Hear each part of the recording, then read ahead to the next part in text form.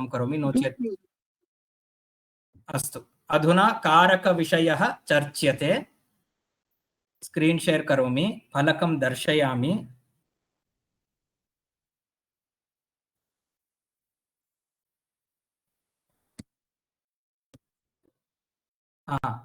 किञ्चित् बृहत् करोमि। अहं टिप्पणीं विस्तरेण लिखितवान् पूर्वमेव। पठित्वा पठित्वा वयम् अवगच्छामः।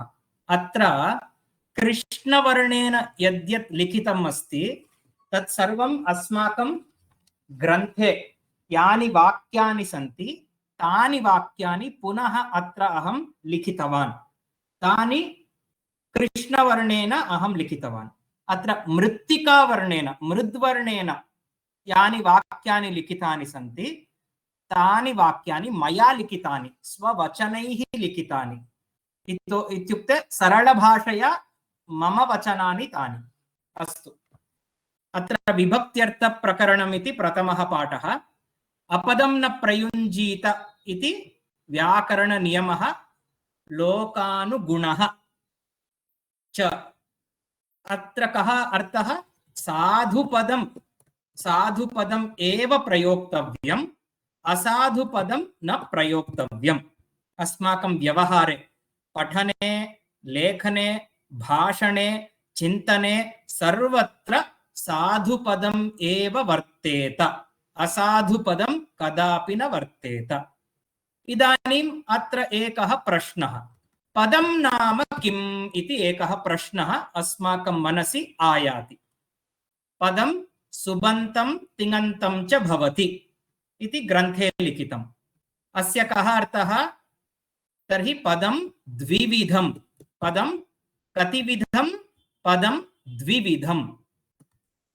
सुबन्तम् इति एकं विधं, क्षम्यताम्, सुबन्तम् इति एकं विधं, तिङन्तम् इति अपरं विधं। सुबन्तम् इत्यस्य कः अर्थः? सुप् अन्तम्, अत्र सन्धिकार्यं भवति, सुबन्तम् जस्वसन्धिः। तिङ् अन्तं तिङन्तम्, अत्र सन्धिकार्यं नास्ति, केवलं संयोजनम्। तर्हि सुबन्तम् इत्यस्य कः अर्थः?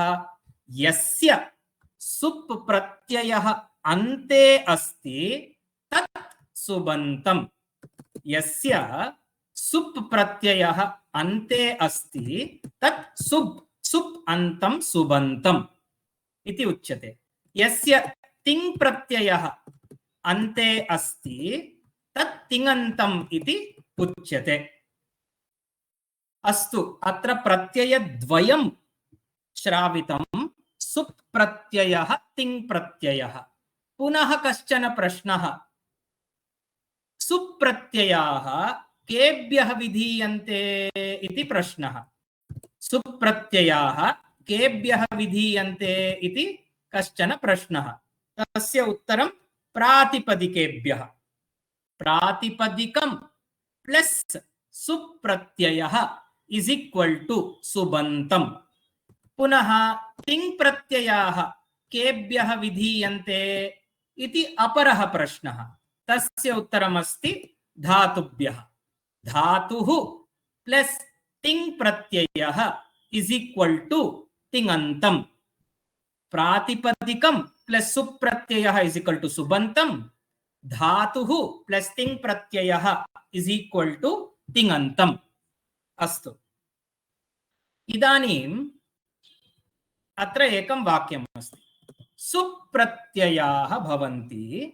एते सुप् प्रत्ययाः कारकादिषु अर्थेषु भवन्ति। कः अर्थः अस्य वाक्यस्य? अत्र कः प्रश्नः? किम् उच्यते? अत्र उच्यते, अत्र प्रश्नः क्रियते, सुप् प्रत्ययाः कस्मिन् अर्थे विधीयन्ते इत्युक्ते सुप् प्रत्ययस्य कः अर्थः? प्रतिप्रत्ययं कश्चन विशिष्टः अर्थः भवति। तथैव सुप् प्रत्ययानां कः अर्थः इति प्रश्नः। एतावत् पर्यन्तम् अहम् अत्र विरमामि। एतावत् पर्यन्तं विचारः स्पष्टः वा? आं महोदय। प्रायः चैत्रा भगिन्याः कृते कश्चन क्लेशः भवति इति अहं मन्ये। चैत्रा भगिनी भवती अस्ति वा?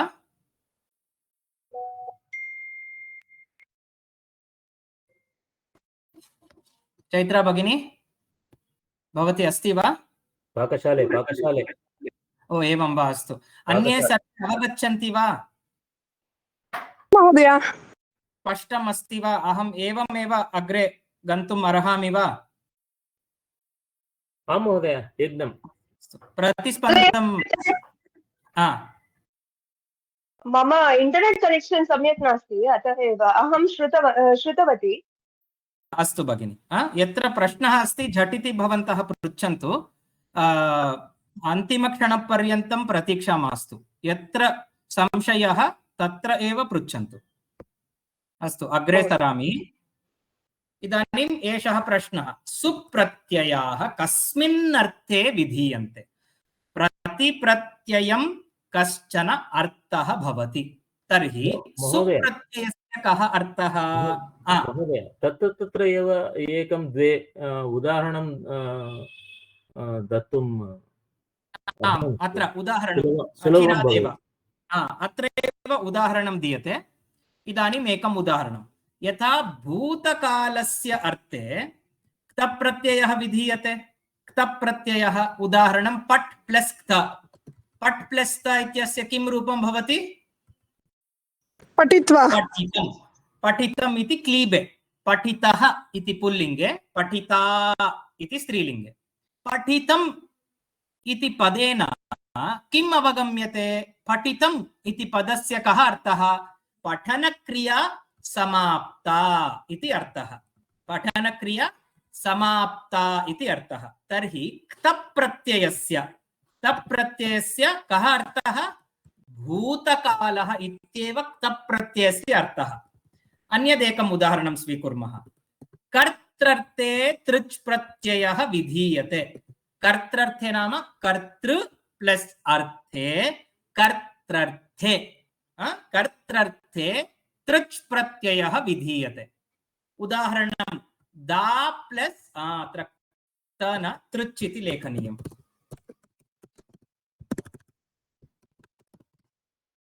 तृच् इति प्रत्ययः, तस्य रूपं किं भवति? दाता, अल्पप्राणः दाता। सदृशं पदम् अन्यत् किमपि स्मर्यते वा? दाता। तथैव अन्यत् किमपि पदं स्मरणे आगच्छति वा?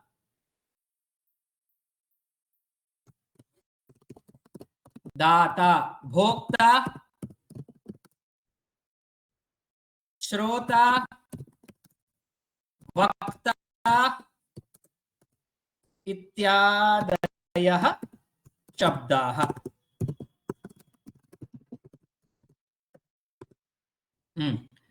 तृच् प्रत्ययान्त शब्दाः दाता, भोक्ता, श्रोता, वक्ता।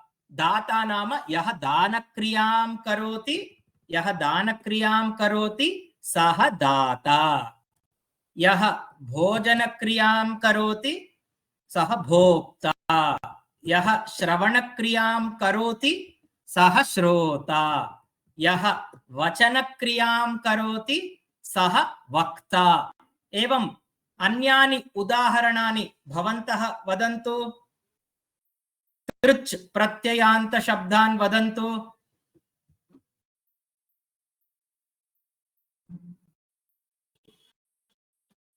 मित्राणि, अहं न शृणोमि।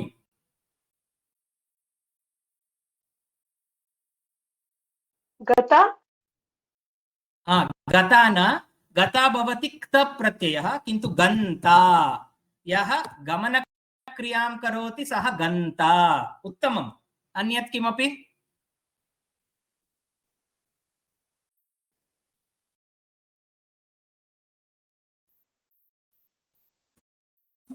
अस्तु, पर्याप्तं। तर्हि अत्र तृच् प्रत्ययः किम् उक्तम्? हता रामेण बाणेन हता वाली इति अस्ति खलु। हतः इति क्तप् प्रत्ययः। हतः हननक्रिया समाप्ता। किन्तु यः हननक्रियां करोति सः कः सः हन्ता अत्र रामेण रामेण बाणेन रावणः हतः इति वाक्ये हन्ता कः हन्ता क्रियापदः अस्ति वा हन्ता यः हननं रामः हननक्रियां रामः करोति रामः हन्ता इदानीं कर्णः ददाति अस्मिन् वाक्ये दाता कः कर्णः कर्णः गुरुः वदति अस्मिन् वाक्ये वक्ता कः एव गुरु तर्हि तृच् इति प्रत्ययः कर्तारं बोधयति तृच् प्रत्ययान्तः तृच् प्रत्ययः अन्तः तृच् प्रत्ययान्तः शब्दः कर्त्रर्थे भवति कर्तृ प्लस अर्थे कर्त्रर्थे भवति अतः प्रति प्रत्ययं कश्चन अर्थः भवति तृच् प्रत्ययस्य कः अर्थः कर्ता क्तप् प्रत्ययस्य कः अर्थः भूतकालः एवं सुप्रत्ययस्य कः अर्थः इत्यपि प्रश्नः किल यथा क्तप् प्रत्ययस्य भूतकालार्थः तृच् प्रत्ययस्य कर्तृर्थः तथैव सुप्रत्ययस्य कः अर्थः इति प्रश्नः तस्य उत्तरं अग्रे वयं ज्ञास्यामः तथैव कस्मिन् अर्थे सुप्रत्ययाः नाम विभक्ति प्रत्ययाः पर्यायपदं सुप्रत्ययाः विभक्ति प्रत्ययाः इति पर्यायपदं तथैव कस्मिन् अर्थे सुप्रत्ययाः विधीयन्ते तस्य उत्तरम् अस्ति कारकादिषु अर्थेषु कस्मिन् अर्थे सुप्रत्ययाः विधीयन्ते कारकादिषु अर्थेषु कारकादिषु तर्हि आदिषु इति बहुवचनं कारकादिषु इति बहुवचनं प्रयुक्तम् अस्ति अस्य अर्थः कः बहुषु अर्थेषु सुप्रत्ययाः विधीयन्ते इति तेषु बहुषु अर्थेषु अन्यतमः अस्ति कारकं तर्हि कारकं डैश अपरः अर्थः डैश अपरः अर्थः एवं कारकादिषु इति एक्सेट्रा अस्ति अत्र अत्र अस्माकम् अवधानं भवतु अधुना एतद् अवगन्तुं पुनः उदाहरणं पश्यामः अधुना द्वे वाक्ये पश्यामः अत्र एतत् कारकादिषु इति पदस्य स्थूलीकरणं करोमि अधुना द्वे वाक्ये पश्यामः उदाहरणं वायुं विना क्षम्यतां वायुं विना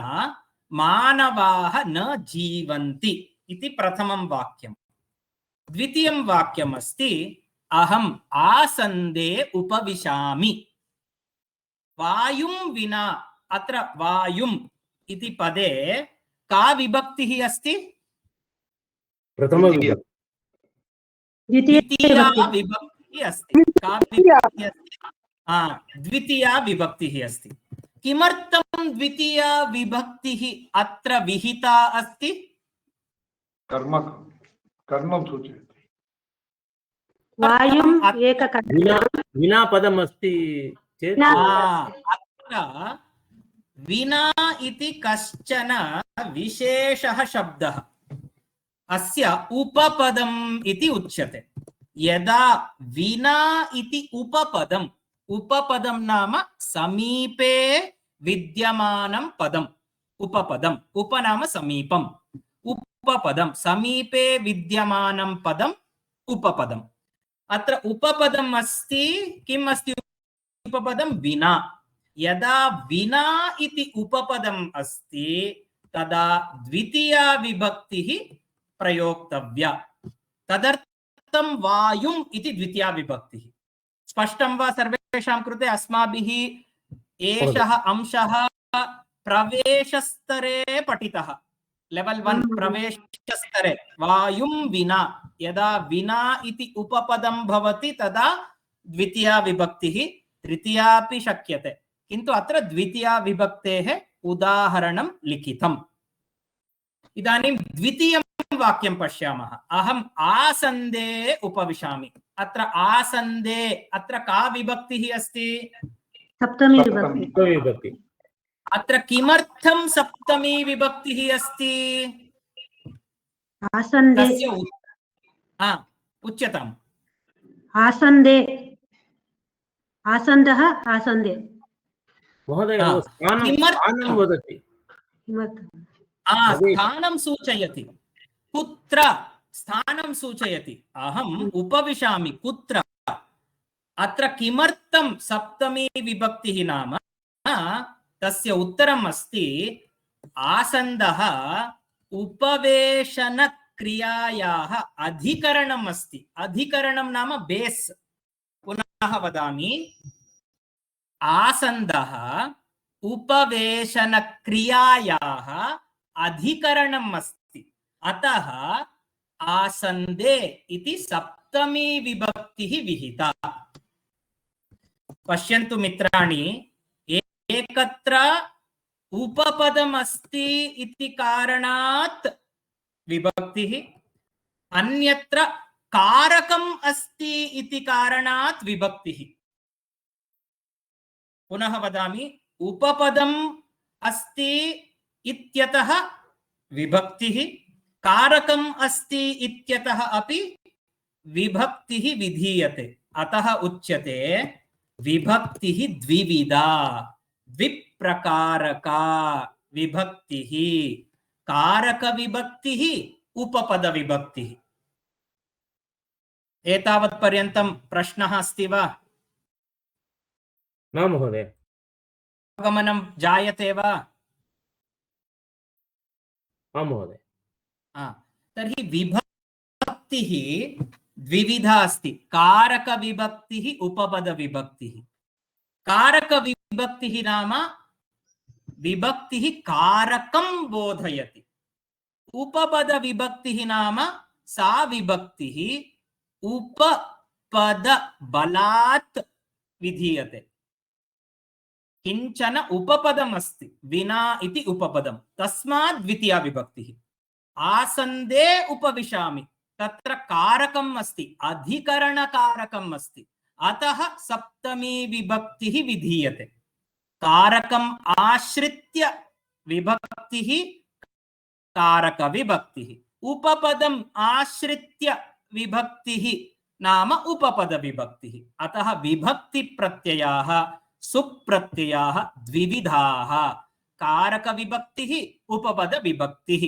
इति उच्यते अग्रे गच्छामः इदानीं पुनः अस्माकं प्रश्नः कारकं कारकं कारकम् इति बहुधा भवान् वदति कारकम् इति पदस्य कः अर्थः उपपदम् इति पदस्य अर्थं भवान् उक्तवान् समीपे विद्यमानं पदम् उपपदम् कारकम् इति पदस्य कः अर्थः अत्र अस्माकं ग्रन्थे एतद् वाक्यम् अस्ति कारकं च क्रियान्वयि क्रियान्वयि इत्यस्य कः अर्थः तस्य अर्थः क्रियासम्बद्धानि क्रियानिष्पादकानि सर्वाणि कारकाणि इति उच्यन्ते यानि पदानि क्रियया सम्बद्धानि यानि पदानि क्रियां निष्पादयन्ति अथवा क्रियया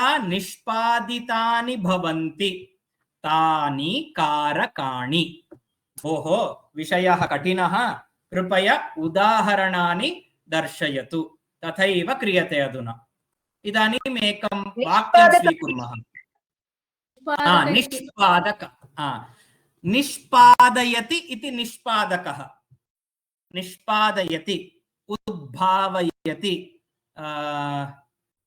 निष्पादयति उद्भावयति इति निष्पादकः अथवा निष्पादकं क्रिया निष्पादकानि पदानि कारकाणि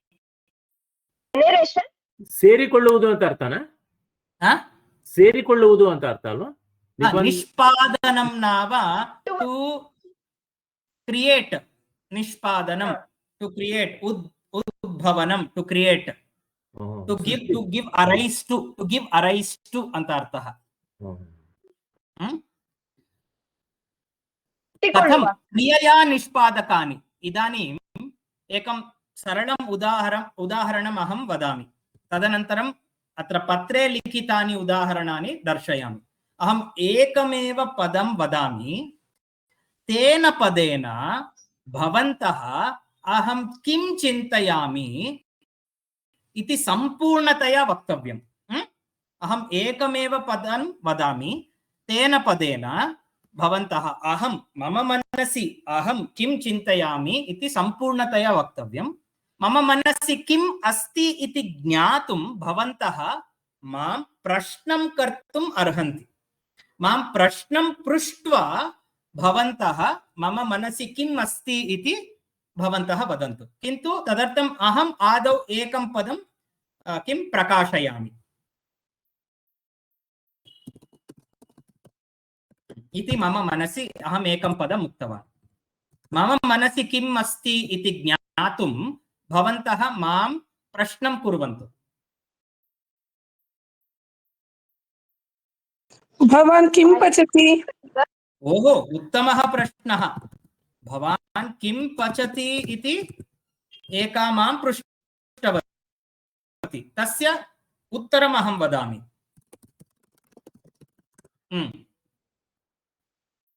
कुत्र पचति अहम् इदानीम् अपरः प्रश्नः आगतः कुत्र पचति भवान् इति अहं वदामि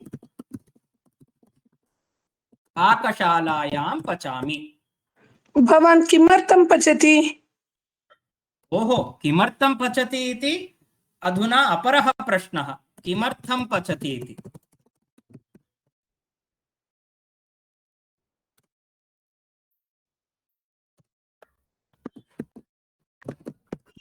कदा पचति एकनिमिषं पूजायै पचामि पूजायै पूजा इति मम प्रिया नास्ति पूजा इति पूजनक्रिया मम गर्लफ्रेंड पूजा नास्ति मम ईश्वर पूजार्थम् अहं पचामि स्पष्टं करोमि कथं पचति गर्लफ्रेंड अपि अस्ति वा महोदय गर्लफ्रेंड अपि अस्ति वा अधुना अहं रहस्यं न उद्घाटयामि यदा वयं चायपानार्थं गच्छामः तदा रहस्य अहं वदामि पूजा एव नाम वा अस्ति इति मन्ये कथं पचति इत्यपि अपरः प्रश्नः अस्ति तर्हि मया किं वक्तव्यं मधुरं कथं पचति अहं वदामि किं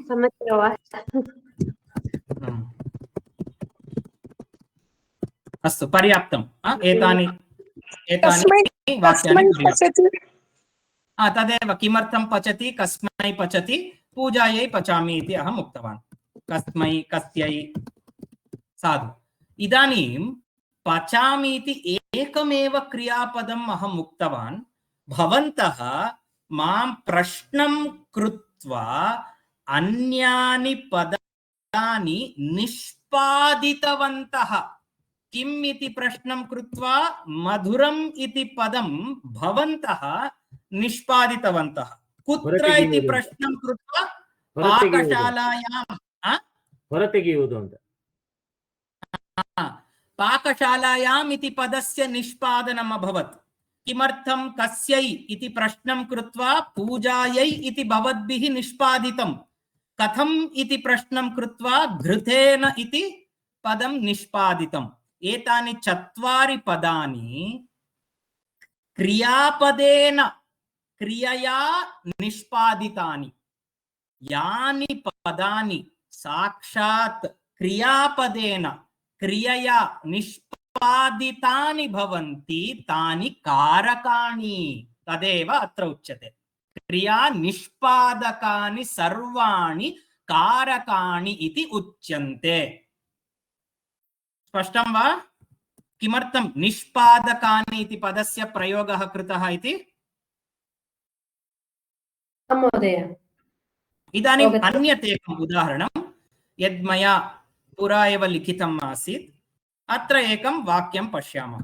मोहनः भार्यायाः शाटिकां पुत्रै कपाटिकातः गृहे यच्छति।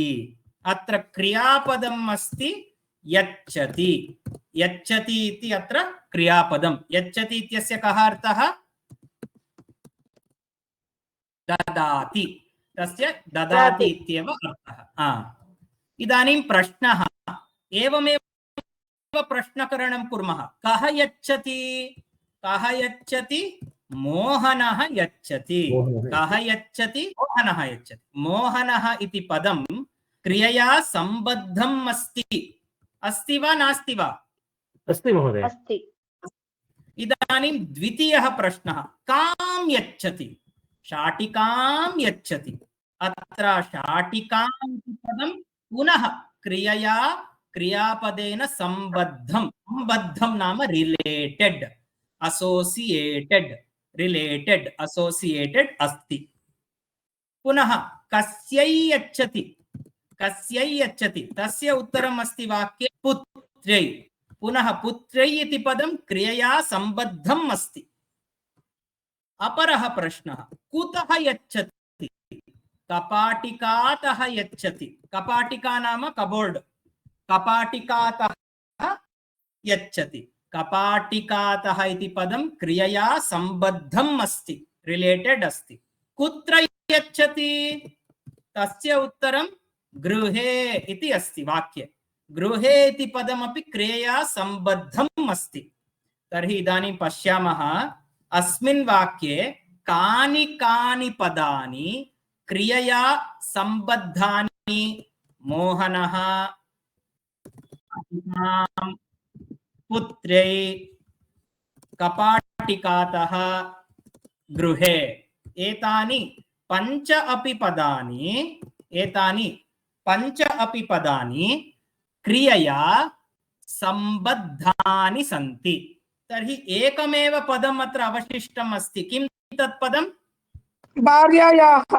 भार्यायाः इति पदं विलक्षणम् अस्ति। अस्मिन् विषये किञ्चित् विचारयामः।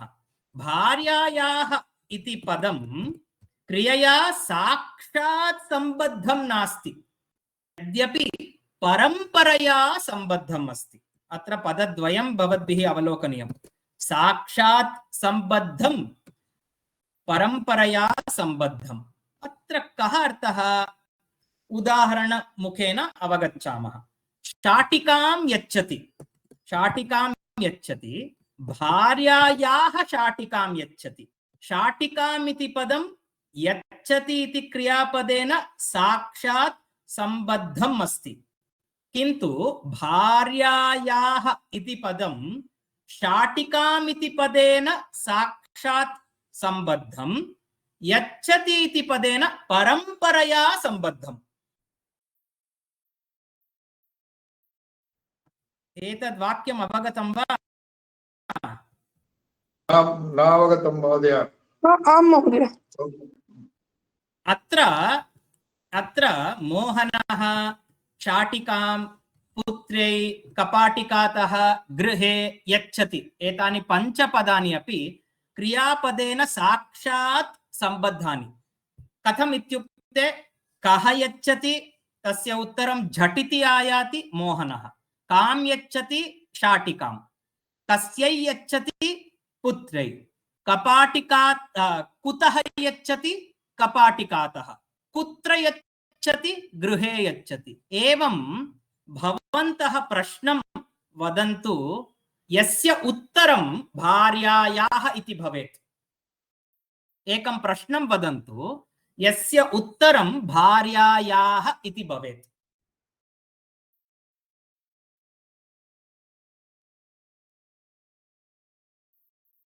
कस्याः शाटिका? कस्मै? अत्र नेत्रा भगिनी उक्तवती वा कस्याः इति? आं महोदय। भवती एकवारं सम्पूर्णं प्रश्नं करोतु। कस्याः शाटिका? किमर्थं? तत्र साक्षात् क्रियापदस्य एव प्रयोगः कर्तव्यः। मध्ये किमर्थं शाटिकाम् इति पदस्य निवेशनं मास्तु। कः यच्छति मध्ये किमपि न पदं प्रयोक्तं मया। तथैव एकं प्रश्नं करोतु यस्य उत्तरं भार्यायाः इति भवेत्। कस्यायाः भार्या भार्या भार्या इत्युक्ते मोहनस्य कस्याः इदानीं शाटिका? कस्याः शाटिका? एवं भवतु भवतां प्रश्नः। एवं भवतु भवतां प्रश्नः। अत्र एकमेव पदं प्रयोक्तव्यम्। एकमेव पदम् अत्र। यस्य उत्तरं भवतु भार्यायाः इति। शक्यते वा? नास्ति यारिगे कोट्रु ಅಂತ ಕೇಳಬೇಕು न शक्यते। न शक्यते न शक्यते यारिगे कोट्रु ಅನ್ನೋದು कस्यै तत्तु पुत्र्यै इति अस्ति। तस्य उत्तरं भार्यायाः इति नास्ति। ಯಾರ ಸೀರೆ ಅಂತ ಬರ್ಬೇಕಲ್ವಾ, ಅದಕ್ಕೆ ಅದು ಸಂಬಂಧ ಬರಬೇಕು. ಅದು ಸೀರೆಗೆ ಸಂಬಂಧ ಆಗುತ್ತೆ, ಅವಳಿಗೆ ಸಂಬಂಧ ಆಗುತ್ತೆ. ಅವಾಗ ಸೀರೆಗೆ ಸಂಬಂಧ ಆಗುತ್ತೆ. ಯಾರ ಸೀರೆ ಅಂದ್ರೆ ಸೀರೆ. यार सीरे अंद्रे तर्हि भार्यायाः इति पदं केन पदेन सम्बद्धम् अस्ति? शाटिका शाटिकायाः शाटिकाम् इति पदेन सम्बद्धम् अस्ति, न तु यच्छति इति पदेन। यद्यत् पदं साक्षात् क्रियापदेन सम्बद्धम् अस्ति, whichever word is directly associated with the kriya padam is called karakam. It is not directly related to the kriya padam, it can be indirectly related. Kasyah shatikam yachati, indirectly through shatika it is related to yachati iti kriya padam. No, it has to be directly related to kriya padam. That only is called karakam. Mohanah शाटिकां पुत्रै कपाटिकातः गृहे. सो भार्यायाः इति पदं साक्षात् क्रियापदेन सम्बद्धं नास्ति. Is this been completely understood by all of you? Yes, ma'am. You agree with me that it is not directly related? You have to use some word next to bharyayaha, then only you can frame the question. So now the concluding statement. So kriyayaha atra shashti vibhakti, kriyayaha upakarakani sakshat paramparaya va yani bhavanti tani karakani na bhavitum arhanti. शाटि भार्यायाः किम् इदं पदं कारकम् अस्ति? भार्यायाः किम् इदं पदं कारकम् अस्ति? नास्ति। किमर्थं? क्रियापदेन साक्षात् सम्बन्धः नास्ति, अतः कारकं नास्ति। I have a question here. साक्षात् परम्परया वा इति अस्ति खलु? So it should be either direct or indirect. So this sentence which you told, no, bharyayaah shatikam yachati, that will become indirect, no, because it has direct connection with shatika, and shatika is directly connected to yachati. So, but it will not become a karakam. It is called upakarakam because it is near a karakam. It is upakarakani. It is near. Upa andre near. Upakarakam. Tatra karakam asti shatikam.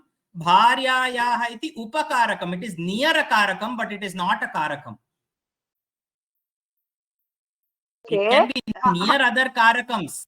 And it can be directly or indirectly related to kriya padam. But if it is upakarakam, and it cannot be called as a karakam. So near to karakam is not considered as karakam. Karakam. Just because and it is the not word paramparaya connected. Here it is paramparaya connected. Bharyayaha यच्छति, no sense, भार्यायाः शाटिकां यच्छति। शाटिकां Through यच्छति। the word शाटिका भार्यायाः इति पदं यच्छति इति क्रियापदेन सह सम्बन्धं प्राप्नोति।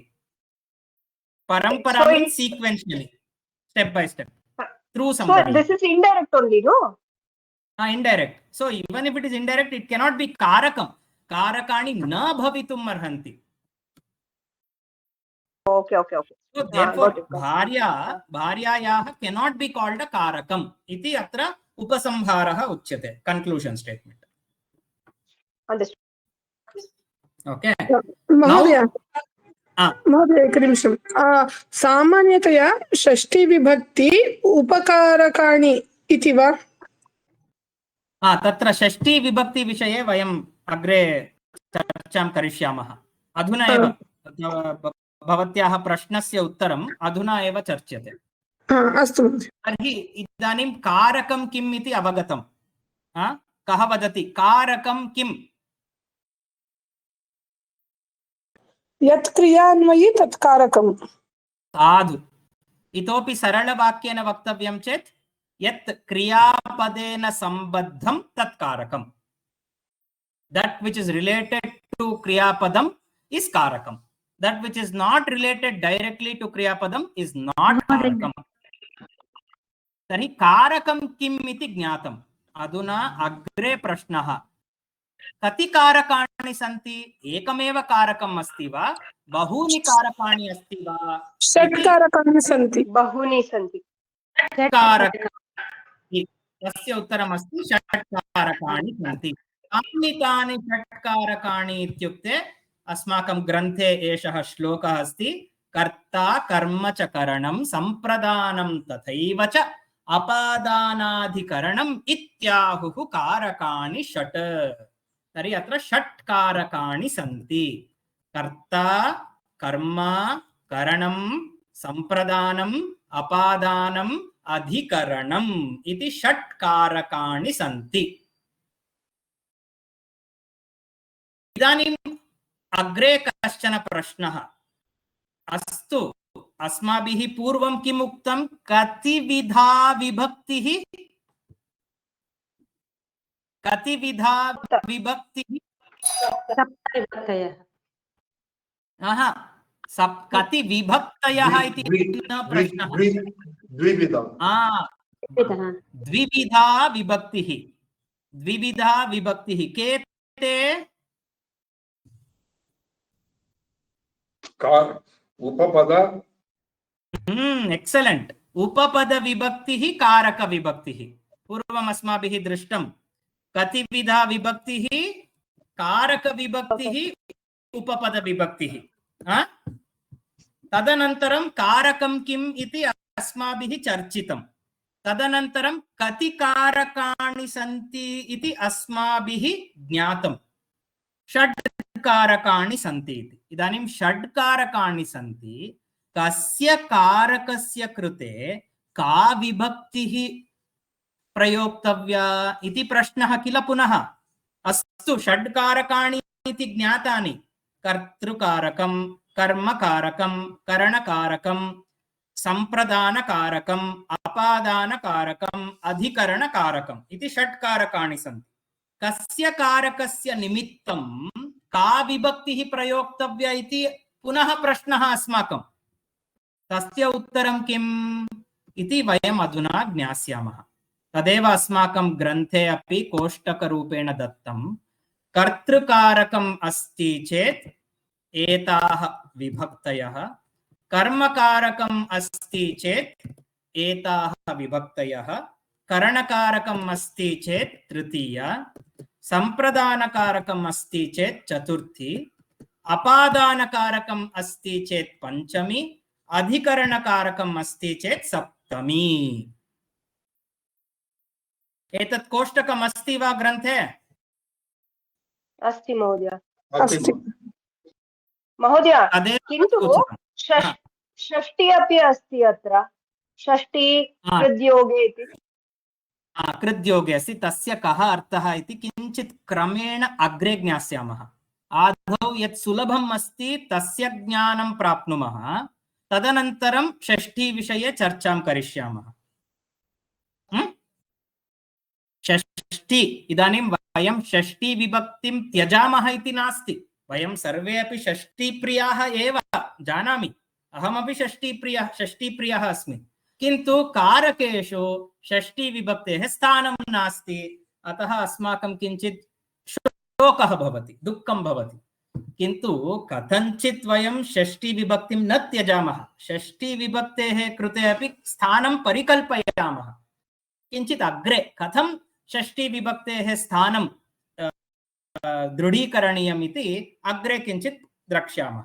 तर्हि कर्तृकारकम् अस्ति चेत् यद् अहं स्थूल अक्षरैः लिखितवान् तत्र एव अस्माकम् अवधानं भवतु।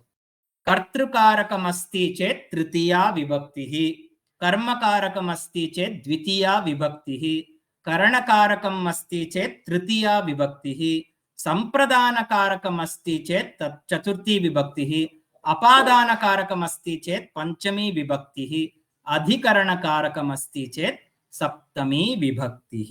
अतः अत्र उच्यते कारक विभक्तिः इति। कारकम् आश्रित्य विभक्ति निर्णयः क्रियते, का विभक्तिः प्रयोक्तव्या इति निर्णयः क्रियते, उपपदमाश्रित्य न, कारकमाश्रित्य। अस्तु महोदय, भवान् किमपि वदति, कारकं कारकं कारकं कर्तृकारकं कर्मकारकं करणकारकं। वयं तु वैयाकरणाः सूत्रस्य प्रमाणं विना वयं किमपि विषयं न अङ्गीकुर्मः। एषः एव अस्माकम् आग्रहः वर्तते। वयं तु पाणिनेः शिष्याः। इदानीं तदर्थं सूत्रमुखेन कर्तृकारकं नाम किं, कर्मकारकं नाम किं, द्वितीया विभक्तिः कदा, पंचमी विभक्तिः कदा इति सूत्रमुखेन एतम् एव विषयं वयं चर्चां करिष्यामः। तस्मात् पूर्वम् एकं लघुवाक्यं ग्रन्थे अस्ति, यतोहि सर्वेषां तत्र निराशा अस्ति, षष्ठी किमर्थं त्यक्ता इति। अतः अत्र ग्रन्थकारः एकं वाक्यं लिखितवान्, कारकादिषु अविहिता संबन्धार्थे विहिता षष्ठी कारक विभक्तिः इति न उच्यते। भार्यायाः इति पदं वाक्ये प्रयुक्तं, साधुपदमेव, अपदं नास्ति, किन्तु तत्र कारकस्य अर्थे न प्रयुक्तं, संबन्धस्य अर्थे प्रयुक्तं।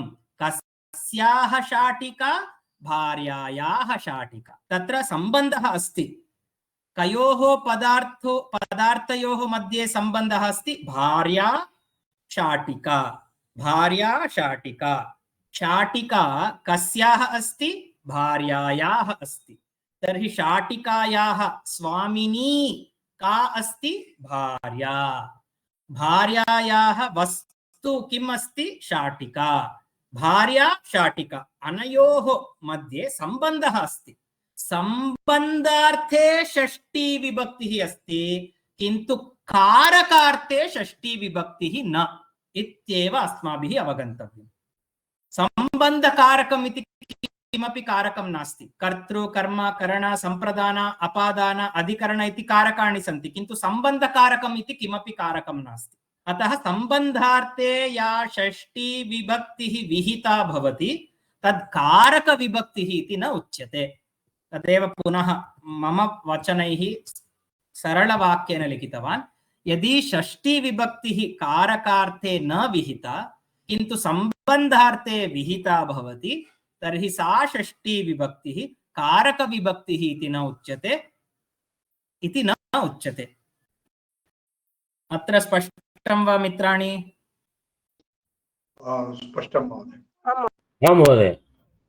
सम्बन्धं कल्पयति, किन्तु तत् सम्बन्धं कारकं नास्ति, यतोहि षडेव कारकाणि, तत्र सप्तमं कारकं नास्ति।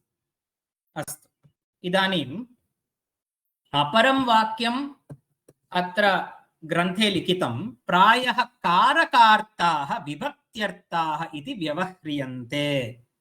कारकार्ताः नाम कारकस्य यः अर्थः भवति, विभक्तेः अपि सः एव अर्थः भवति इति लोके व्यवहारः। पुनः अहम् अद्यतनस्य पाठस्य आदिमदेशं प्रति गच्छामि। अहम् एकं प्रश्नं पृष्टवान्, भवन्तः स्मरन्ति वा? सुप्रत्ययाः कस्मिन् अर्थे विधीयन्ते? तप्रत्ययः भूतकालार्थे, तृच् प्रत्ययः कर्तृर्थे, एवं सुप्रत्ययाः कस्मिन् अर्थे विधीयन्ते? तस्य उत्तरम् अस्ति सुप्रत्ययाः डैश अर्थे विधीयन्ते। किं रिक्तस्थानं? प्रातिपदिका। कारकार्थे विधीयन्ते। कारकार्थे। पुनः वदामि, कारकादि। सुप्रत्ययाः कस्मिन् अर्थे विधीयन्ते? कारकेषु अर्थेषु विधीयन्ते, कारकार्थे विधीयन्ते। कारकस्य यः अर्थः सः एव अर्थः विभक्तेः अपि। यथा क्तप्रत्ययस्य भूतकालः, तृच् प्रत्ययस्य कर्तृर्थः, तथैव सुप् प्रत्ययस्य कारकार्थः। तदेव उपसंहाररूपेण, कन्क्लूजन रूपेण एतद् वाक्यम् अस्माकं ग्रन्थे लिखितम् अस्ति। तर्हि विभक्त्यर्थः, विभक्तिः कस्मिन् अर्थे विधीयते? विभक्तिः कारकस्य अर्थे विधीयते। विधीयते नाम योज्यते, क्रियते।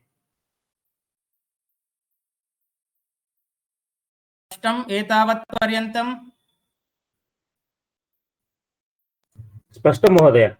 अस्तु, अहं यथामति यथाशक्ति प्रयत्नं करोमि।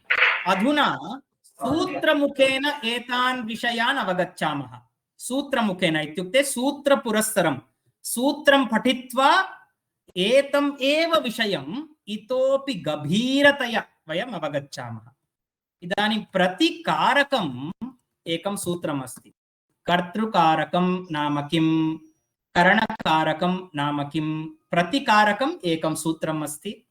प्रतिविभक्तिम् अपि एकं सूत्रम् अस्ति। प्रथमा विभक्तिः कदा, तदर्थम् एकं सूत्रम् अस्ति। द्वितीया विभक्तिः कदा, तदर्थम् एकं सूत्रम् अस्ति। एतत् सर्वं व्याकरणशास्त्रे कारकप्रकरणम् इत्यस्मिन् भागे अन्तर्भवति। कारकप्रकरणम् इति उच्यते। प्रकरणं नाम टापिक्। कारकप्रकरणं। कारकप्रकरणे एतस्य चर्चा अथवा एतस्य बोधनं क्रियते। एतेषां सूत्राणाम् अध्ययनात् प्राक् पूर्वं कश्चन अनिवार्यः विषयः अवगन्तव्यः। भूमिकारूपेण, पृष्ठभूमिकारूपेण कश्चन विषयः अस्माभिः अवगन्तव्यः बैकग्राउंड रूपेण। तदनन्तरमेव वयं सूत्राणि प्रति गन्तुं शक्नुमः। अस्तु, इदानीम् अत्र एकं सूत्रम् अस्ति। अनभिहिते इति एकं सूत्रम् अस्ति। एतत् सूत्रं कुत्र भवति? द्वितीय अध्याये तृतीयपादे प्रथमं सूत्रम् अनभिहिते इति। द्वितीय अध्याये तृतीयपादे प्रथमं सूत्रम् अनभिहिते इति अधिकारसूत्रम्। अस्तु, अनभिहिते इति पदस्य कः अर्थः?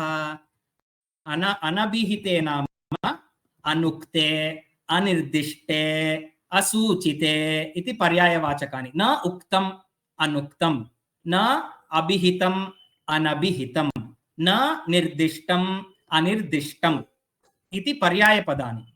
अनभिहिते इति एकं सूत्रम् अस्ति। किं न उक्तं, किम् उक्तं, किं न अभिहितं, किम् अभिहितम् इत्यस्मिन् विषये अधुना चर्चा क्रियते। ततः पूर्वं धातुभ्यः के प्रत्ययाः विधीयन्ते? धातुभ्यः के प्रत्ययाः विधीयन्ते? तिङ् प्रत्ययः।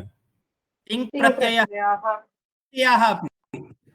कृत् प्रत्ययस्य उदाहरणं भवति पठित, पठितवत्, पुनश्च पठित, पठितवत्, पठितव्यम्, एते पठनीयं, पठनीयम्, एते कृत् प्रत्ययाः। पुनश्च तिङ् प्रत्ययाः नाम अपठत्, पठेत्, पठति इति तिङ् प्रत्ययाः। पठिष्यामि पठिष्यामः पठिष्यामि एतानि सर्वेषु लकारेषु सन्ति। धातुभ्यः एते प्रत्ययाः विधीयन्ते। इदानीम् अहं पुनः पृच्छामि, कस्मिन् अर्थे प्रत्ययः अस्ति चेत् कश्चन अर्थः भवेत्। अर्थः नास्ति चेत् किमर्थं प्रत्ययस्य योजनं क्रियते? अर्थः अस्ति चेदेव प्रत्ययस्य योजनं कर्तव्यम्। इदानीम् अयं प्रश्नः भवति, एते तिङ् प्रत्ययाः कृत् प्रत्ययाः च केषु अर्थेषु विधीयन्ते? किम् अर्थं बोधयितुम् एतेषां प्रत्ययाणां प्रयोगः क्रियते? तत्र अस्माकम् उत्तरत्रयं वर्तते। कर्तरि अर्थे, कर्मणि अर्थे, भावार्थे। भावार्थे भावः नाम क्रिया इत्येव। कर्तरि अर्थे, कर्मणि अर्थे, भावार्थे। अधुना उदाहरणानि पश्यामः तत् कथम् इति।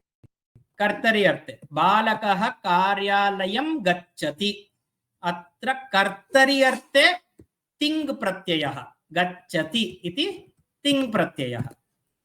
बालकः कार्यालयं गतवान्, अत्र तप् प्रत्ययः कर्तरि अर्थे। कर्मणि अर्थे एकम् उदाहरणं पश्यामः, बालकेन कार्यालयः गम्यते। अत्र कस्मिन् अर्थे? कर्मणि अर्थे। बालकेन कार्यालयः गतः, अत्र तप् प्रत्ययः कर्मणि अर्थे। अधुना भावार्थे, भावे अर्थे, भावार्थे पुष्पेण विकस्यते इति तिङ् प्रत्ययः। पुष्पेण विकस्यते इति तिङ् प्रत्ययः, तत्तु भावार्थे वर्तते। पुष्पेण विकसनीयं पुष्पेण विकसनीयम् इति क्तप् प्रत्ययः, अनीयर् प्रत्ययः भावार्थे। एवं तिङ् प्रत्ययाः तप् प्रत्ययाः त्रिषु अर्थेषु विधीयन्ते। कर्तरि अर्थे, कर्मणि अर्थे, भावार्थे। कर्तर्थे, कर्मार्थे, भावार्थे। पुनः एकवारम् एतमेव विषयं किञ्चित् विस्तरेण अवगच्छामः। इदानीम् अहम् अत्र क्रियापदं पुनः किं बोधयति इति अस्मिन् कोष्टके स्तम्भद्वयम् अस्ति। प्रथमः स्तम्भः अस्ति क्रियापदं, द्वितीयः स्तम्भः अस्ति किं बोधयति इति। पश्यामः। गच्छति, अत्र क्रियापदम् अस्ति। एतत् क्रियापदं किं किं बोधयति? कश्चन कर्ता अस्ति, कश्चन कर्ता अस्ति इत्युक्ते कर्तारं बोधयति। कति कर्तारः सन्ति?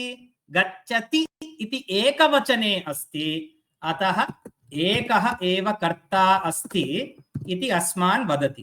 कर्मविषये किमपि वदति वा? गच्छति इति किमपि वदति? नैव। कर्मविषये किमपि न बोधयति अस्मान्। कर्मविषये किमपि न वदति अस्मान्। गच्छतः इति अपरं क्रियापदं स्वीकुर्मः। कर्तारं बोधयति। कश्चन कर्ता अस्ति इति अस्माकं ज्ञानं भवति। सः कर्ता किं करोति? गमनक्रियां करोति। कति कर्तारः सन्ति? अत्र द्विवचने प्रयोगः कृतः। गच्छतः, गच्छति, गच्छतः, गच्छन्ति। अतः गच्छतः इति द्विवचनं रूपम्। अतः वयं किं जानीमः? द्वौ कर्तारौ स्तः इति अस्माकं ज्ञानं भवति। द्वौ कर्तारौ इति अस्माकं ज्ञानं भवति। कर्मविषये किमपि एतद् वदति वा? किमपि न वदति। कर्मविषये सम्बन्धमेव खलु?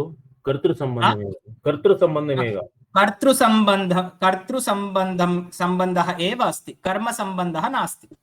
अस्तु, पचन्ति इति अपरम् एकं क्रियापदं स्वीकुर्मः।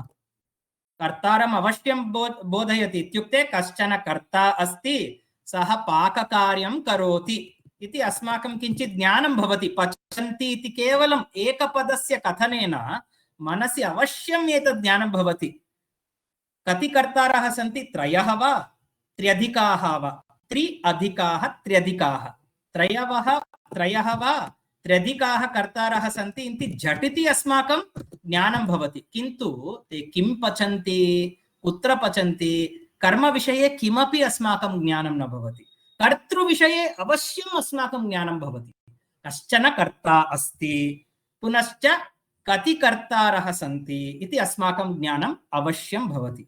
अत्र अस्मिन् विषये प्रश्नः अस्ति वा?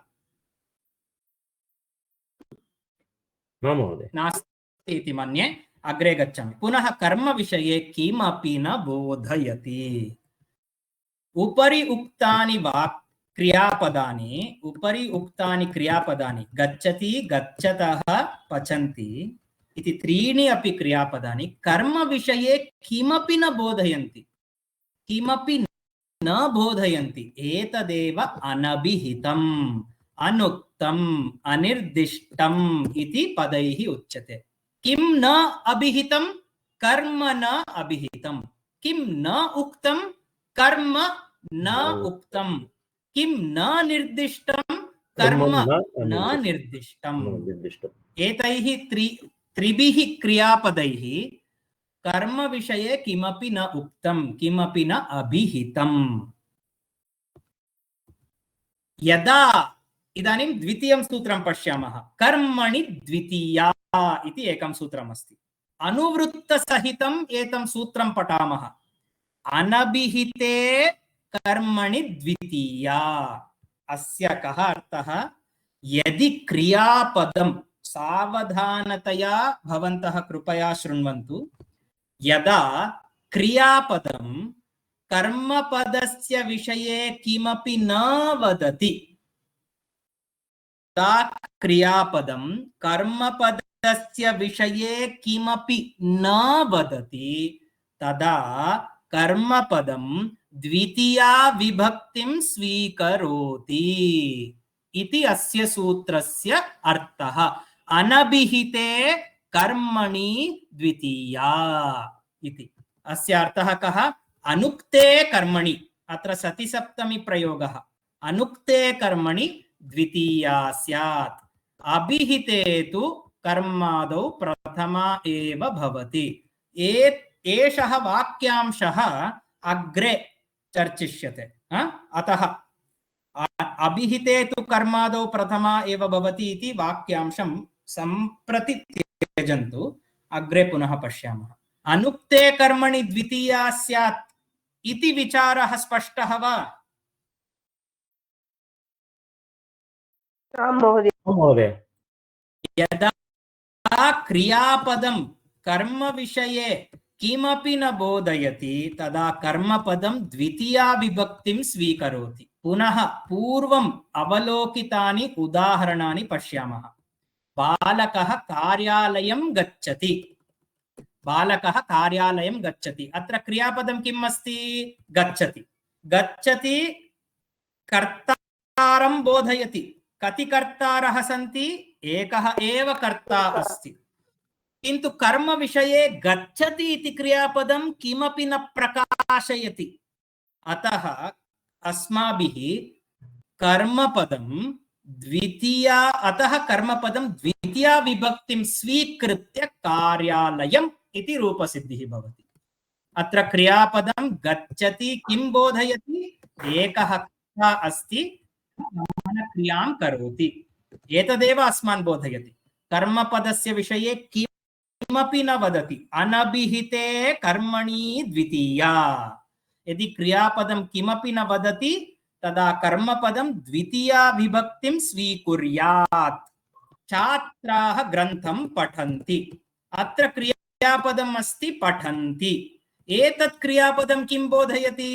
नैके कर्तारः सन्ति ये पठनक्रियां कुर्वन्ति। किन्तु पठन्ति इति क्रियापदं, केवलं क्रियापदं कर्मविषये किमपि न वदति।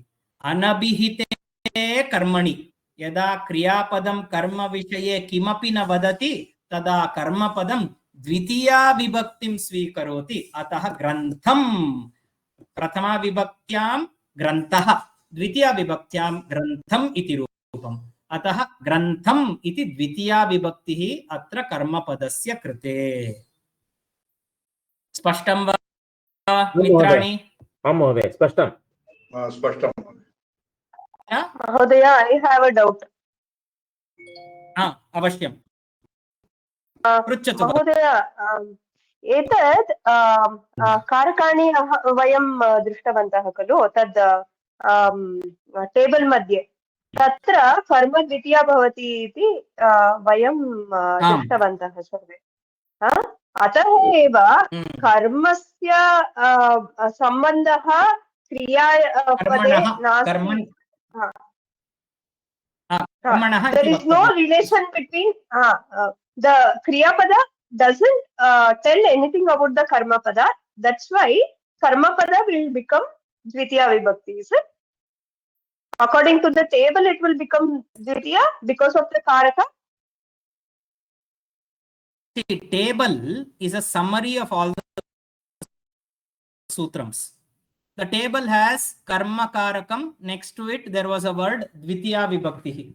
Another word is also there next to karma karakam. That you leave. Krit yoge shashti, that you leave. Okay. Sorry. Yes, karma karakam. So, and in the table, it is written dvitiya vibhakti. My question was, in sutra, it's not written as anabhihitam eva asti sutre. So how will you know that it should be done for karma pada only? Prathamam sutram asti anabhihite iti. That was 231. Atra pashyatu anabhihite itra ityasya sutrasya sankhyaam pashyatu bagini. Kutra tat sutram gatam atra asti anabhihite iti atra sutram yadasti asya sutrasya ka sankhya 231 iti.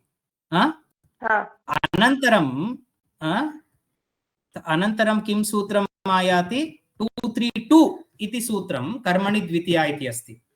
अतः अनुवृत्तिसहितं सम्पूर्णं सूत्रं किं भवति? अनुवृत्तिसहितं सम्पूर्णं सूत्रं भवति अनभिहिते कर्मणि द्वितीया इति.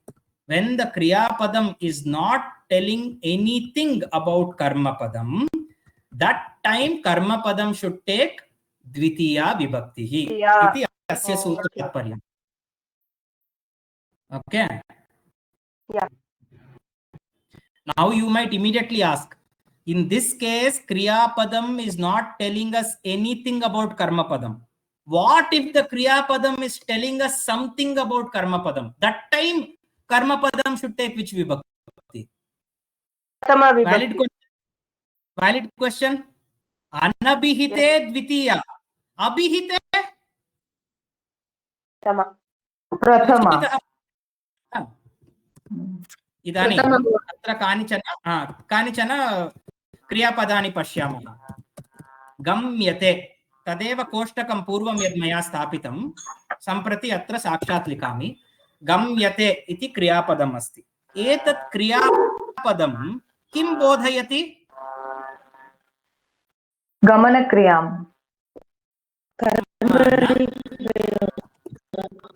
गमनक्रियां बोधयति. पुनश्च कुत्रचित् गम्यते, कुत्रचित् किमपि स्थानं प्राप्तुं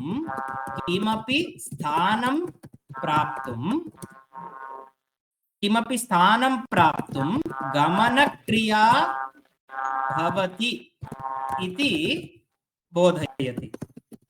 अर्थात् कर्म बोधयति. अत्र कति स्थानानि प्राप्तुम् इति बोधः भवति वा?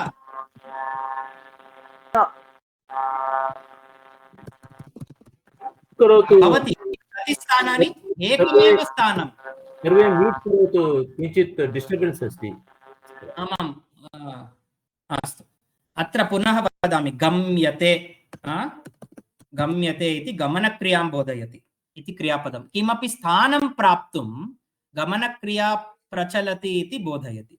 कर्म बोधयति. अर्थात् कति स्थानानि प्राप्तुम् इति बोधः भवति किम्? आम्, एकमेव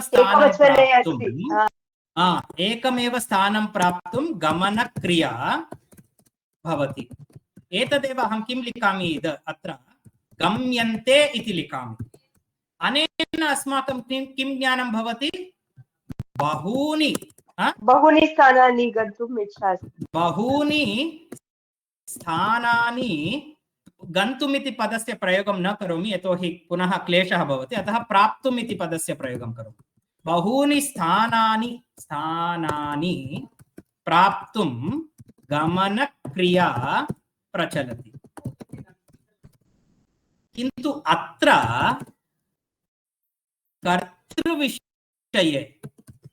कर्तृविषये किमपि उच्यते वा? किमपि उच्यते वा? नैव। नैव। अत्रापि पूर्वस्मिन् गम्यते इत्रापि कर्तृविषये किमपि उच्यते वा? नैव। अत्र क्रियापदं कर्मपदं बोधयति, कर्तृपदं न बोधयति। गम्यन्ते पूर्णं वाक्यम् अत्र लिखामि, एवं लिखामि डैश डैश क्षम्यताम् ग्रन्थालयः गम्यते। साधुवाक्यं वा एतत्? एतत्। अत्र किं लिखामि? डैश ग्रन्थालयाः गम्यन्ते, ग्रन्थालयाः गम्यन्ते। एतदपि साधुवाक्यं वा? आम्। किन्तु कर्तृविषये किमपि उच्यते वा?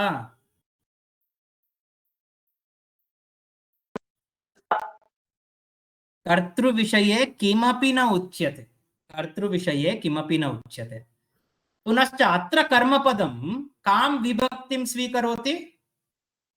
ग्रन्थालयः गम्यते प्रथमा विभक्तिः, ग्रन्थालयाः गम्यन्ते का विभक्तिः? प्रथमा विभक्तिः। अधुना एकं कोष्टकं रचयामि, तदा अस्माकं कृते स्पष्टं भवति। अभिहिते, अभिहिते कर्मणि द्वितीया, अभिहिते कर्मणि अथवा सरलं लिखामि, कर्मपदं द्वितीया विभक्तिं स्वीकरोति। कर्तृपदं क्षम्यतां, सम्यक् सम्यक्, अनभिहिते, अनभिहिते कर्मपदं द्वितीया विभक्तिं स्वीकरोति, कर्ता प्रथमा विभक्तिं स्वीकरोति। अभिहिते कर्म प्रथमा विभक्तिं स्वीकरोति, कर्ता तृतीयां स्वीकरोति इति व्यवस्था। तात्पर्यं सर्वमपि अस्मिन् कोष्टके लिखितम् अस्ति। एतद् नोट्स् अहं भवद्भ्यः अवश्यं प्रेषयिष्यामि, तदर्थमेव अहं लिखितवान् सर्वं। तात्पर्यं सारांशः एतदेव। किन्तु अत्र अनभिहिते, केन अनभिहिते? क्रियापदेन।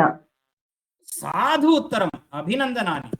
क्रियापदेन अनभिहिते। अत्रापि केन अभिहिते? क्रियापदेन अभिहिते। अस्माकं राजा क्रियापदमस्ति। अस्माकं राजा राणी यत्किमपि भवन्तः वदन्तु, क्रियापदम् एव अस्माकं राजा अस्ति। क्रियापदम् आश्रित्य एव कारकाणि, क्रियापदम् आश्रित्य एव विभक्तिव्यवस्था। बैकग्राउंड नॉइस् किमपि आयाति, कुतः इति अहं न अवगन्तुं शक्नोमि, कृपया म्यूट् कुर्वन्तु। यदा किमपि वक्तव्यं तदा अन्म्यूट् कृत्वा यथेच्छं वदन्तु। अनभिहिते क्रियापदेन यदि कर्म विषये किमपि न उक्तं भवति तदा कर्म द्वितीयां स्वीकरोति, कर्ता प्रथमां स्वीकरोति। अभिहिते यदा कर्मपदम्, अभिहिते यदा क्रियापदं कर्म विषये किमपि वदति चेत् तदा कर्म प्रथमां स्वीकरोति, कर्ता तृतीयां स्वीकरोति। एषः अंशः नूतनः, पुनः भवद्भिः एतां टिप्पणीं पठन्तु, ग्रन्थे यद्यदस्ति तदपि पठन्तु, तदा एव स्पष्टता सिद्ध्यति। नो चेत् श्रवणवेलायां सर्वं स्पष्टम् इति अस्माकं प्रतीतिः भवति, अनन्तरं यदा वयं चिन्तयामः अनभिहिते अभिहिते किं किम् उक्तम् अत्र इति अस्माकं स्पष्टता न भवति। किञ्चित् अग्रे गन्तुम् इच्छामि। 8 पेजेस् समाप्तं, 10 पेजेस् अद्य कर्तव्यम् इति निश्चितं मया, अतः किञ्चित् अधिकं कालं मह्यं यच्छन्तु, तेन अद्यतनस्य भागं समापयितुम् अहं शक्नोमि। तर्हि ग्रन्थे एतद् वाक्यम् अस्ति। अत्र ति इति आख्यातप्रत्ययेन, आख्यात नाम तिङ् प्रत्ययः, आख्यात इत्यस्य सः एव अर्थः तिङ् प्रत्ययेन। ति नाम अत्र गच्छति, लिखति, वदन्ति, पचन्ति, ति। ति नाम केवलम् एकवचनमिति न, तीतहन्ति, सीतहत, मी वहमः, एवमेव अन्येषु लकारेषु। अत्र ति इति आख्यातप्रत्ययेन कर्ता चैत्रः अभिहितः। अत्र किं वाक्यमासीत्? चैत्रः गुरुं भजति इति वाक्यमासीत्। पुनरेकवारम् एतं वाक्यम् अधः लिखामि, तदा एव भवतां स्पष्टता भवति। एतदुदाहरणम् अस्माकं ग्रन्थे अपि अस्ति, चैत्रः गुरुं भजति। अत्र ति इति आख्यातप्रत्ययेन कर्ता चैत्रः अभिहितः, न तु कर्म। कर्मविषये अस्माकं किमपि ज्ञानं नास्ति इति कृत्वा कर्मसंज्ञकात् पदात् गुरुशब्दात् द्वितीया विभक्तिः विहिता अस्ति, विहिता अस्ति इति वाक्यांशः योजनीयः। स्पष्टं मित्राणि? आं महोदय। अधुना पुनः कश्चन प्रश्नः अथवा जिज्ञासा अस्ति वा न इति न जाने, किन्तु जिज्ञासा भवितव्या। कर्म कर्म कर्म इति बहुधा उक्तम्। अहं तु वेदान्ती अस्मि। वेदान्तिनः वदन्ति कर्ममार्गः अनुचितः, ज्ञानमार्गः एव उचितः। कर्म त्रिविधं भवति, प्रारब्धकर्म, आगामिकर्म, सञ्चितकर्म इति। अहं तु वेदान्ती अस्मि, अतः तादृशं कर्म एव जानामि। कर्म इति पदस्य कः अर्थः व्याकरणशास्त्रे इति पुनः अस्माकं जिज्ञासा। कर्म कर्म कर्म इति उक्तं, किन्तु कः अर्थः तस्य पदस्य? पुनः अस्माकं जिज्ञासा। कर्मकारकं, कर्मसंज्ञा इत्यस्य कः साक्षात् कः अर्थः? सूत्रमुखेन अहं ज्ञातुम् इच्छामि। सूत्रं न प्रदर्शयति चेत् अहं न अङ्गीकरोमि इति अस्माकम् आग्रहः। अतः पाणिनिः एकं सूत्रं रचितवान्। कर्तुरीप्सिततमं कर्म। अत्र वृत्तिः नाम वाक्यं किं? कर्तुः, कर्तुः, कर्ता इत्यस्य षष्ठी विभक्तिः। कर्तुः क्रियया इत्युक्ते क्रियापदेन यद् आप्तुम् इष्टतमं कारकं तत् कर्मसंज्ञं स्यात्। कर्म इति संज्ञापदं। संज्ञापदं नाम नाव कोट्टिरो हेसरु, अदक्के नामकरणं कृतम् अस्माभिः कर्म इति। कर्तुः क्रियया आप्तुं यत् इष्टतमं, क्रियां कृत्वा यस्य प्राप्तिं कर्तुं यत् इष्टतमम् अस्ति तत् कारकं कर्मसंज्ञं भवति। यथा हरिं भजति इति एकम् उदाहरणं स्वीकुर्मः। अत्र मुख्यपदानि सन्ति। इष्टतमं, क्रियया आप्तुं, तत्तु तत्कारकं कर्मसंज्ञं भवति। अत्र एकम् उदाहरणं, हरिं भजति इति एकं लघुवाक्यम्। अग्रे गमनात् पूर्वम् अस्माभिः कश्चन अंशः स्मरणीयः। धातोः द्वौ अर्थौ भवतः इति अस्माभिः पठितं किल? तौ तौ द्वौ अर्थौ धातोः फलं व्यापारः, फलं व्यापारः च। व्यापारः इति पदस्य कः अर्थः? व्यापारः नाम फलं प्राप्तुं याः याः क्रियाः क्रियन्ते ताः व्यापारः इति पदेन उच्यते। इदानीं गच्छति, तदर्थं द्वयोः पादयोः विन्यासः कर्तव्यः। पठति, तदर्थं नेत्रोन्मीलनं कर्तव्यं, हस्ते ग्रन्थः स्थापनीयः, पुनश्च उपरितः अधस्तात् अवलोकनं कर्तव्यं। तत्र वाक्यानि भवन्ति, अन्तर्भूताः क्रियाः, तस्य एव पदं व्यापारः इति उच्यते। व्यापारः नाम फलं प्राप्तुं याः क्रियाः क्रियन्ते ताः व्यापारः इति पदेन उच्यते। इदानीं क्रियया, फलम् इत्यस्य कः अर्थः? क्रियया यत् प्राप्तुम् इष्यते तत् फलम्। क्रियया यत् प्राप्तुम् इष्यते, इदानीं ग्रन्थस्य ज्ञानं प्राप्तुम् इच्छामि, तदेव फलं। पठनस्य क्रियायाः फलं ग्रन्थस्य ज्ञानं प्राप्तं तर्हि फलं ग्रन्थः एव, अतः तत् फलं भवति। तर्हि कर्म भवति फलाश्रयः ग्रन्थः, अत्र कर्ता भवति व्यापाराश्रयः बालकः, बालकः ग्रन्थं पठति, कर्ता एव व्यापारान् करोति, तान् व्यापारान् कृत्वा फलं प्राप्तुम् इच्छति, तच्च फलं कर्म इति उच्यते। सरलांशः एव, अहं विविधैः वाक्यैः तमेव अंशम् अत्र लिखितवान्, कथञ्चित् वा अस्माकम् अवगमनं भवतु इति कृत्वा अहं विविधैः वाक्यैः विभिन्नरीत्या तमेव विषयम् अहम् अत्र प्रतिपादितवान्। अस्तु, इदानीं तत्र सूत्रं किं पठितमासीत्? कर्तुरीप्सिततमं कर्म। अत्र त्रीणि पदानि सन्ति, यदि वयं सन्धि विभजनं कुर्मः चेत् कर्तुः ईप्सिततमं कर्म इति त्रीणि पदानि सन्ति। क्रियायाः व्यापारेण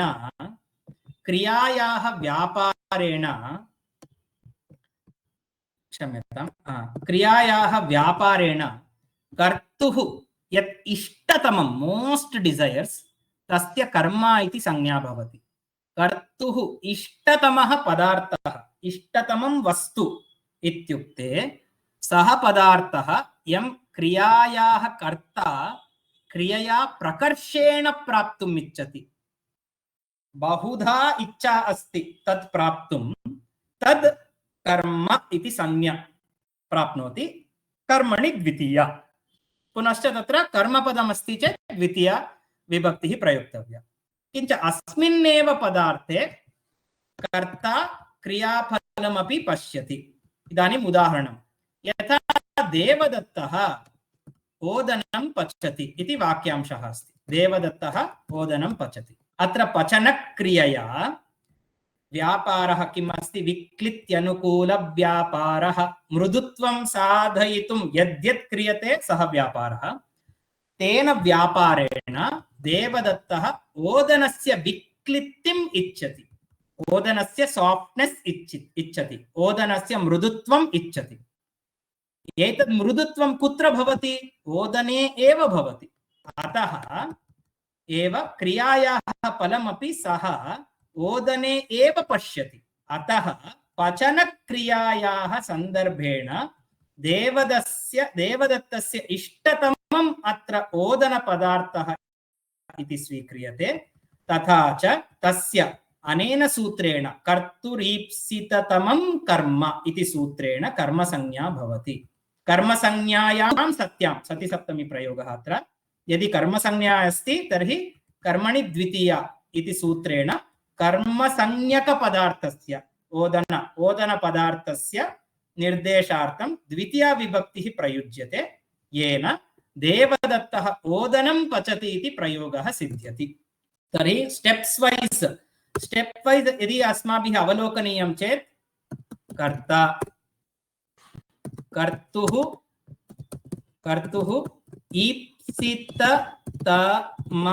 ईप्सिततमं किं? कर्ता कः? कर्म। तस्य एकनिमिषं, कः? तस्य कर्तुः ईप्सिततमं किं? तद्वस्तु कर्मसंज्ञा।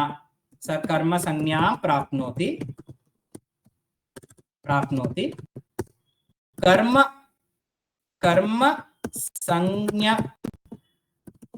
कर्मसंज्ञकस्य द्वितीया विभक्तिः।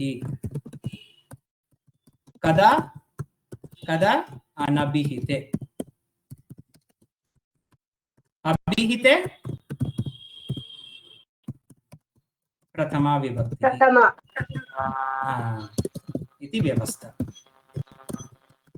तर्हि ಒಂಥರ ಒಂದು ಅಲ್ಗಾರಿಥಮ್ ತರ ಈ ಸ್ಟೆಪ್ಸ್ ಲಾಜಿಕಲ್ ಆಗಿ ಪಾಣಿನಿ ಯೋಚನೆ ಮಾಡಿ ಇದೊಂದು ವ್ಯವಸ್ಥೆ ಮಾಡಿದಾರೆ. ಕರ್ತ ಯಾರು? ಅವನ್ ಕರ್ತ ಕ್ರಿಯೆಯ ಕಿಂ ಈಪ್ಸಿತತಮಂ, ಕ್ರಿಯೆಯ ಈಪ್ಸಿತತಮಂ ಕಿಂ ಅಸ್ತಿ ತದ್ವಸ್ತು ಕರ್ಮ ಸಂಜ್ಞಾಂ ಪ್ರಾಪ್ನೋತಿ कर्मसंज्ञकस्य द्वितीया विभक्तिः अत्र उदाहरण अन्वय ಮಾಡಬೇಕು ಅಂದ್ರೆ अत्र कर्ता कः देवदत्तः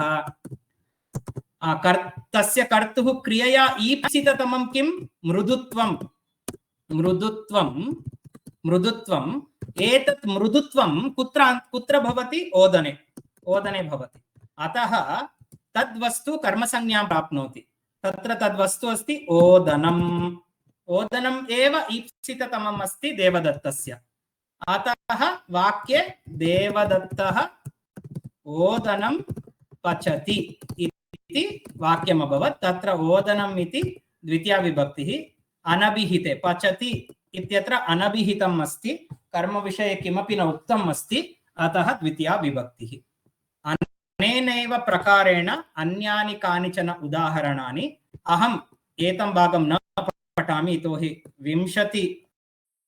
20 निमेषाः अधिकाः जाताः अत्र एतानि अपराणि उदाहरणानि अपि अत्र दत्तानि सन्ति एतानि भवन्तः एव पठन्तु अधिकः अंशः नास्ति एव 10-20 वाक्यानि एव अवशिष्टानि किञ्चित् पठित्वा स्वयम् अवगन्तुं प्रयत्नं कुर्वन्तु तर्हि अनेन अस्माभिः सूत्रद्वयम् इत्युक्ते अस्माकं ग्रन्थे किं किं साधितं भवति इत्युक्ते पेज नंबर 1 पेज नंबर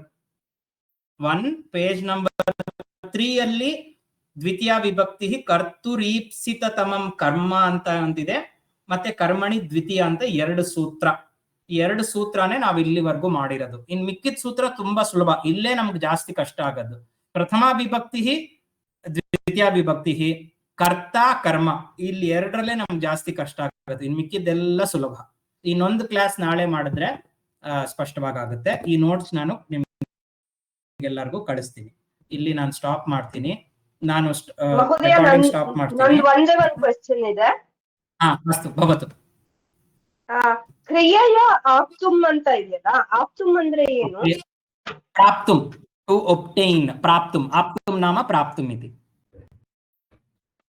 अस्तु इदानीं भक्तः हरिं भजति हरि भजति भजति नाम भजनक्रिया सः किमर्थं भजनक्रियां करोति कश्चन भक्तः अस्ति अस्तु अहमेव सः भक्तः अहं हरिं भजामि अहं किमर्थं भजनक्रियां करोमि मम देवस्य सन्तोषः भवतु इति सः मयि प्रसन्नः भवतु इति तर्हि प्रसन्नता इति भावः कुत्र भवतु इति हरिः इति देवे भवतु इति हरौ सप्तमी हरौ प्रसन्नता भावः भवतु इति अहं भजनं करोमि तर्हि मम क्रिया अस्ति भजनम् अनया क्रियया अहं हरेः प्रसन्नतां प्राप्तुम् इच्छामि सा च प्रसन्नता हरौ अस्ति इति कृत्वा हरिशब्दः कर्मसंज्ञकं भवति कर्मसंज्ञकात् द्वितीया विभक्तिः अतः अहं हरिं भजामि अपरस्य भक्तस्य अभिप्रायः भिन्नः स्यात् सः प्रायः वरं प्राप्तुं हरिं भजति अहं तु हरिः मयि प्रसन्नः भवतु इति अहं भजामि अन्यः कश्चन पूजयति प्रतिदिनम् अर्चनं करोति तस्य आशयः भिन्नः स्यात् अस्तु वर प्रसादकः भवतु इति इत्युक्ते वरं ददातु भगवान् वरं ददातु मह्यम् इति अन्यस्य कस्यचन भक्तस्य उद्देश्यं स्यात् सः किमर्थं पूजयति सः वेङ्कटेशं पूजयति किमर्थम् इत्युक्ते सः वेङ्कटेशः मम सङ्कटहरणं करोतु मम सङ्कटस्य हरणं करोतु इति सः वेङ्कटेशं पूजयति संकटस्य हरणं कर्तुं या शक्तिः अपेक्षिता सा शक्तिः कुत्र वर्तते वेङ्कटेशे एव वर्तते तस्मिन् एव वर्तते सा शक्तिः उद्भावनीया इत्युक्ते he has to make use of that shakti it is there always in him but only if I do puja and please him we are invoking that shakti in him and saying you please use that shakti to resolve my sankata so mama ईप्सिततमं किम् अस्ति शक्ति प्राप्तिः एव संकट हरण शक्ति प्राप्तिः एव मम क्रियमाणेन मम क्रियमाणया क्रियया ईप्सिततमम् अस्ति। अहं तदर्थं पूजयामि शक्तिं प्राप्तुं, हरणशक्तिं प्राप्तुं, सङ्कटहरणशक्तिं प्राप्तुं। सा च शक्तिः वेङ्कटेश एव अस्ति इति कृत्वा अहं वेङ्कटेशं पूजयामि। कर्मपदम्।